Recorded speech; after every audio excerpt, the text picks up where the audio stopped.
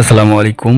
আপনার কি WhatsApp storage full দেখাচ্ছে? তাহলে এই ভিডিওটা আপনার জন্য। সম্পূর্ণ ভিডিওটা দেখবেন যে হোয়াটসঅ্যাপ স্টোরেজ ফুল দেখায় কেন? যেমন হোয়াটসঅ্যাপে কোনো মেসেজ আসছে না, দেখা যাচ্ছে স্টোরেজ ফুল বা আপনি কলই দিতে পারছেন না কারণ আপনার স্টোরেজ ফুল এইজন্য।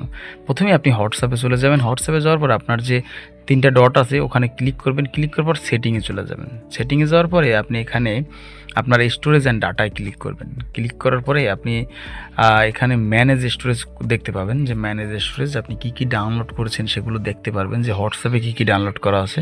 আপনি ক্লিক করলে আপনি দেখতে পাবেন যে আপনার হোয়াটসঅ্যাপ এখানে আসলে ফোনের কতটুকু ডাটা খেয়েছে। তো যদি দেখেন যে এখানে হোয়াটসঅ্যাপ অনেক ডাটা খেয়েছে তার মানে আপনার ফোনে কিছু নেই, কিন্তু তারপর হোয়াটসঅ্যাপ দেখা যায় ৫-৬ জিবি খেয়ে নিয়েছে। কারণ হচ্ছে আপনি ভিডিওগুলো আপনার হোয়াটসঅ্যাপের ডাউনলোড হয়েছে। এখানে ডাউনলোড ম্যানেজ ডাউনলোড একটি ক্লিক করবেন, একটু নিচেই ক্লিক করার পর আপনি যত ভিডিও ডাউনলোড করা আছে সেগুলো এখানে দেখাবে। তো এখানে দেখালে আপনি একটা করে এখানে ভিডিওগুলোকে ডিলিট করবেন বা ছবি যেগুলো আপনার দরকার নেই সেগুলোকে ডিলিট করবেন। ডিলিট করে দেখা যায় কি আপনার ফোনের স্টোরেজটা খালি হয়ে যাবে। তাহলে আপনার কিন্তু হোয়াটসঅ্যাপটা ফ্রি হয়ে যাবে এবং আপনার হোয়াটসঅ্যাপে সকল মেসেজ আদান-প্রদান শুরু হবে।